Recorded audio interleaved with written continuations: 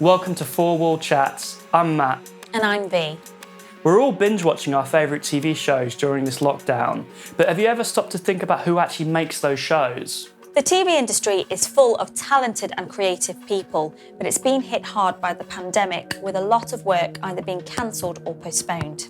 Let's talk to Adeel Amini. He's a TV producer who has set up the TV Mindset, an initiative to support TV freelancers. Hey Adeel. Hi. Hi. Can you just tell us a bit about yourself and then also the TV Mindset and why you decided to set it up? A few people might recognise me from being that troublemaker on the BBC articles who came out in January with basically slagging the industry off and saying that it is a bit rubbish for freelancers and there needs to be some sort of change, which is reflected by my own experience. I almost left the industry about 4 years ago. I had a really difficult time. I was diagnosed with borderline personality disorder. I was really struggling to make ends meet as a producer.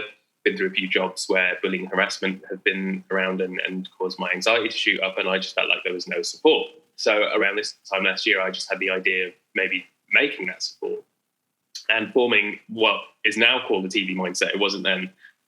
Just to have somewhere where people can go and share their stories and just be a sort of pillar of support for a community that often doesn't have one. In terms of since you set it up to now, what sort of reaction have you had from people, and what sort of subjects have sort of come through?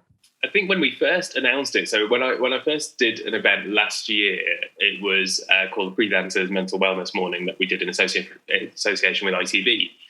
And I still think it is probably been one of my most shared and liked posts, which, to be fair, a little bit of my ego is a bit like, come on, I've put some really good selfies up there, guys. Like, surely they should have done a lot better than that. But, it's like any sort of, I suppose, product. But, the reason it would do well is because there's a need for it. And we clearly found that there was a need for it. I say we. It's basically me in my room, often in my pants, just typing away. Then, obviously, with the crisis, the corona crisis, people kept on messaging me to say, God, you really set this up at the right time. Yeah. The time of recording this, we've been busier than ever. To be honest, freelancers need those at the best of time. So now it's almost double that. They're facing, anxiety from three main areas. One is professional, which is, when's the industry going to start again?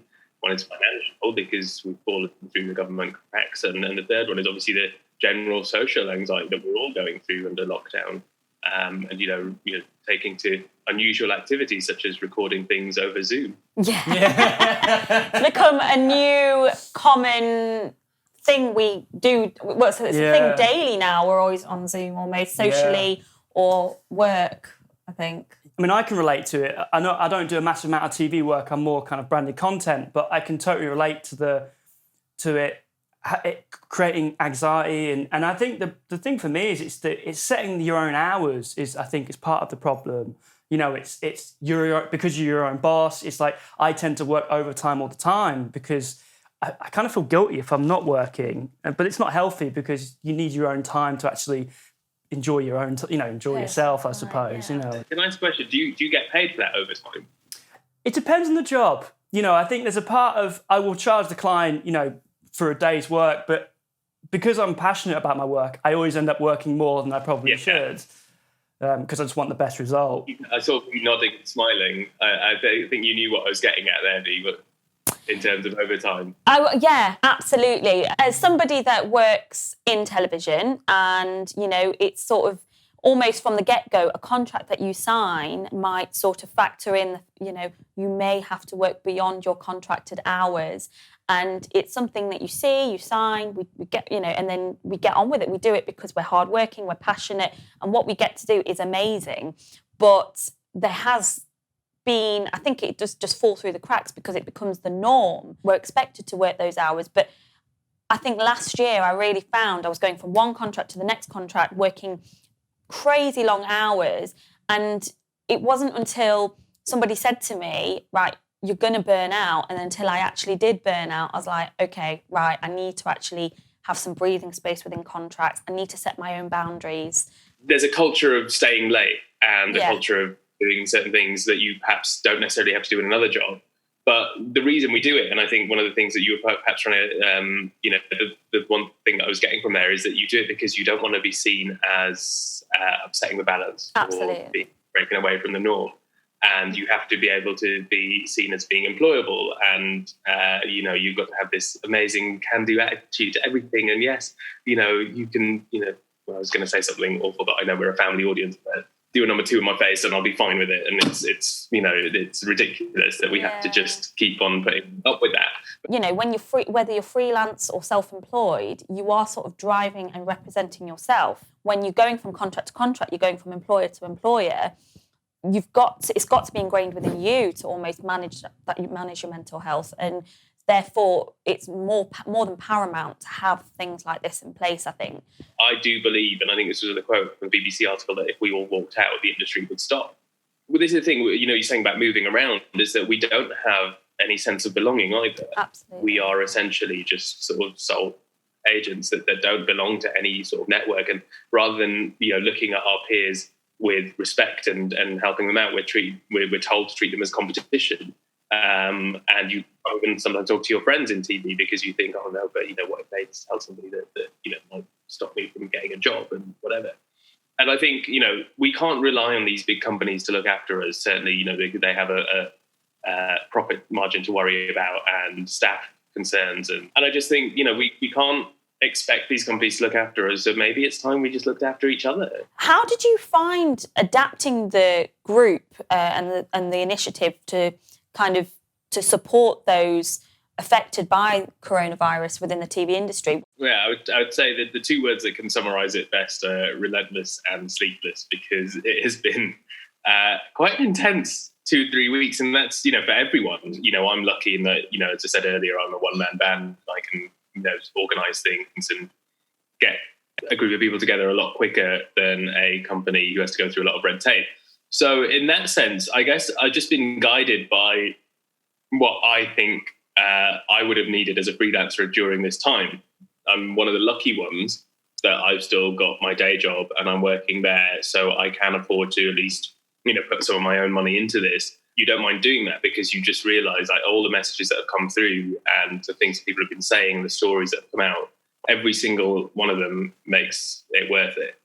Well, I can definitely say to you from my perspective, in terms of being somebody that is on the other end, and definitely I think in your target audience of the TV mindset. I'm an assistant producer working in television. I joined one of your webinars and it was amazing, very helpful. And just that, I think you can have moments where you kind of feel like your heart sinking, and just hearing that and just hearing the kind of positivity and the support, it just, even if it's just for what in that moment, it's worth it, I think. And you really realise you're not on your own. So I have to thank you so much for this group, honestly. I mean, in terms of the movement in mental health, it's quite clear that this industry and beyond are talking about it more, and we're moving in the right direction. Do you think we're at a really strong point, or there's still a long way to go?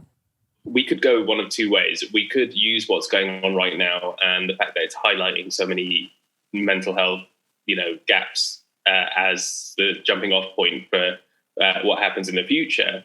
But there's also the danger, and this is, what me personally and a lot of us are going to put the pressure on with companies, is that, we don't want to undo all of the hard work that's been done, whether it's with diversity or accessibility or mental health. Like, we have to keep that pressure on. So what the industry isn't in a great state as it is, and as the Film and TV Charity survey results said, 86% of TV workers, they suffer from mental health issues compared to 6% of the national average, and 1 in 10 have considered taking their own lives.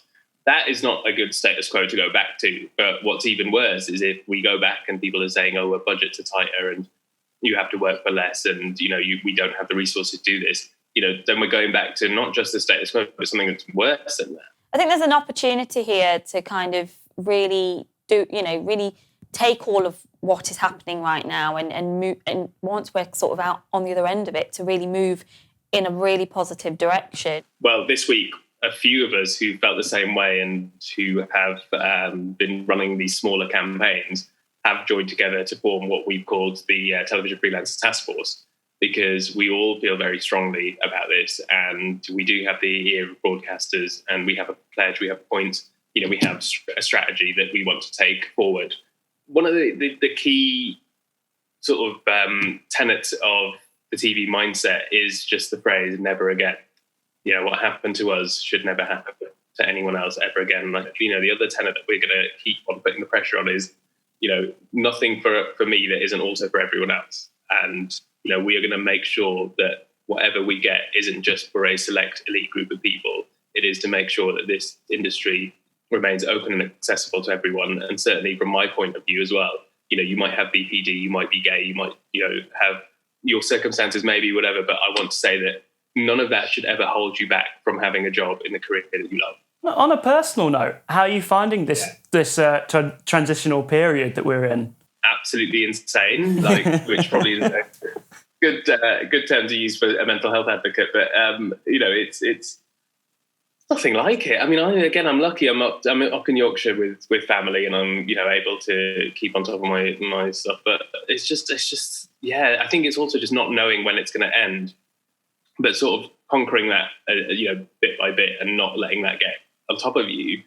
In a weird way, when I had my breakdown and I thought I wasn't going to come back and I didn't know there was an end in sight, it's sort of, there is a parallel for that. And I think one of the reasons that I'm doing what I'm doing and sort of seeming so okay with it is because I feel like I've been here before.